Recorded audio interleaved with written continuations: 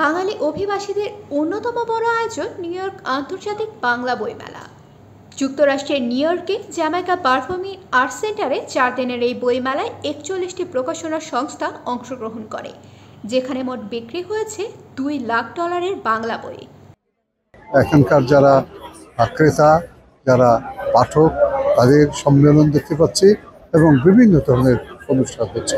জনপ্রিয়তা বৃদ্ধি পাওয়া এবং এই বইমেলার যে ব্যক্তিটা যে ছড়িয়ে পড়লো সেটা কিন্তু আমি নিজে উপলব্ধি করেছি এবং আমি এটার একটা অংশ।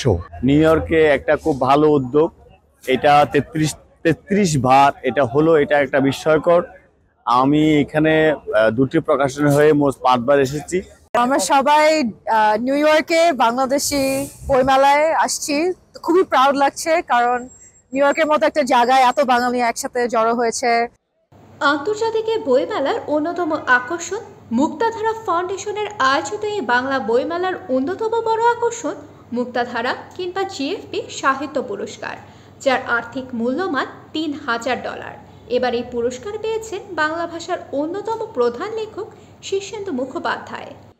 বাংলা ভাষার সংস্কৃতির বাংলাদেশ এবং পশ্চিমবঙ্গের বাইরে বৃহৎ উৎসবে আমরা অভ্যাগত সকলকে ধন্যবাদ ও কৃতজ্ঞতা জানাচ্ছি।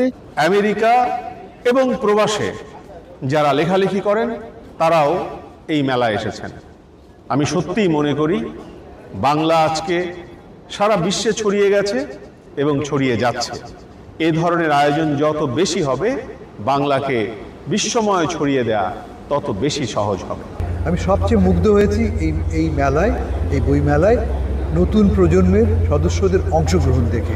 এটি কিন্তু আমেরিকায় বাঙালিদের মধ্যে একটা ঐক্যের সূত্র গঠিত করে দেয়। সেজন্যই এই বইমেলাটিকে আমি সম্মান জানাই।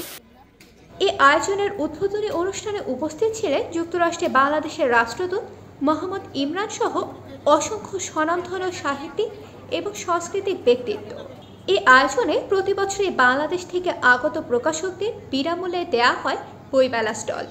অংশগ্রহণকারী প্রকাশকদের মধ্য থেকে একটি সংস্থাকে এবার দেওয়া হয়েছে চিত্তরঞ্জন সাহা সেরা প্রকাশক পুরস্কার।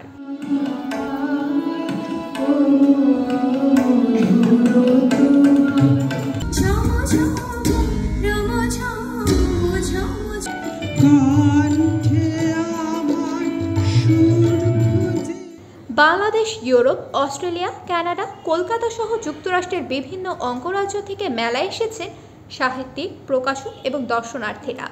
বিতর্ক, সাংস্কৃতিক অনুষ্ঠান, একক সঙ্গীতানুষ্ঠান দর্শকদের আনন্দ জুগিয়েছে। 4 দিনের এই আয়োজনে নতুন প্রজন্মের অংশগ্রহণ ছিল চোখে পড়ার মতো। আগামী বছর একই স্থানে মে মাসের 23 থেকে 26 তারিখ পর্যন্ত চলবে আন্তর্জাতিক এ বাংলা বইমেলার 34তম আসর। বাংলা ভাষা ও সংস্কৃতি ছড়িয়ে দিতে এই মেলা আরও বড় আকার ধারণ করবে সেই প্রত্যাশায় অভিবাসীদের।